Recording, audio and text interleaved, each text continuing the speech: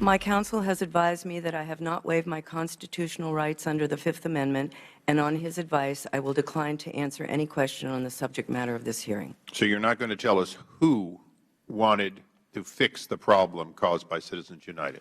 On the advice of my counsel, I respectfully exercise my Fifth Amendment right and decline to answer that question. That's the former IRS official Lois Lerner again pleading the Fifth yesterday, repeatedly infuriating Republicans who they want answers about the tax agency going after conservative groups, and now Republicans considering holding Lerner in contempt. David Bossie is president of Citizens United. That group at the center of a landmark Supreme Court campaign donations ruling. And sir, thank you for your time today from CPAC there in Washington. My pleasure, Bill. Thanks for having me. Some Republicans believe that case sparked the IRS targeting in the first place. Do you? Oh, I absolutely do. The President of the United States, Barack Obama, went to the well of the House of Representatives during the State of the Union 2010 and told us so. He berated the Supreme Court right there in front of him. Never been done before quite that way.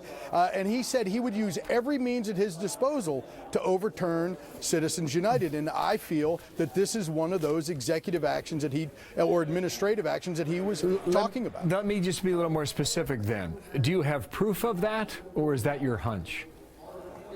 Oh, no, that's always been our hunch. Clearly, yesterday's email traffic from Lois Lerner talks about her obsession with our case, with the Citizens United versus the Federal Election Commission case, which was really a free speech case. It was a case about average Americans being able to have a say in public policy or in campaigns. So then you think that set off alarm bells, and that one found its way to the IRS in Washington, which eventually found its way back to Cincinnati, Ohio.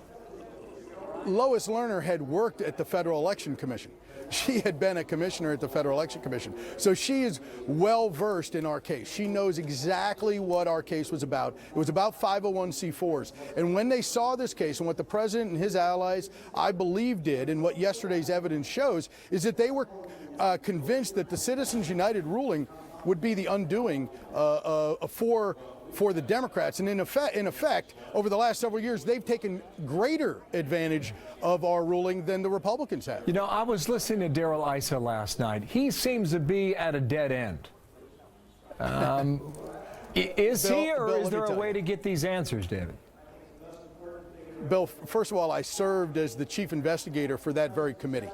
In the 90s. I led the investigations into the Clintons, and we had multiple people be held in contempt. You have to fight these people to get the answers. You will eventually get the answers. You have to be smart enough and tough enough to go all the way. You have to file contempt charges. You have to bring them for a vote in front of the full House of Representatives, the entire House.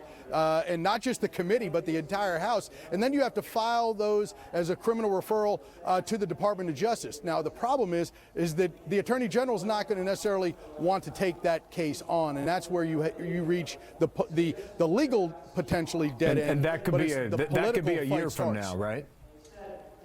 It could be. It could be. This could take many months to finally hold her in contempt. But we're talking about months, not necessarily years. All right, we've got a lot of breaking news. David Bossie, I appreciate your time, though. Citizens United there, and we'll see what happens now, okay?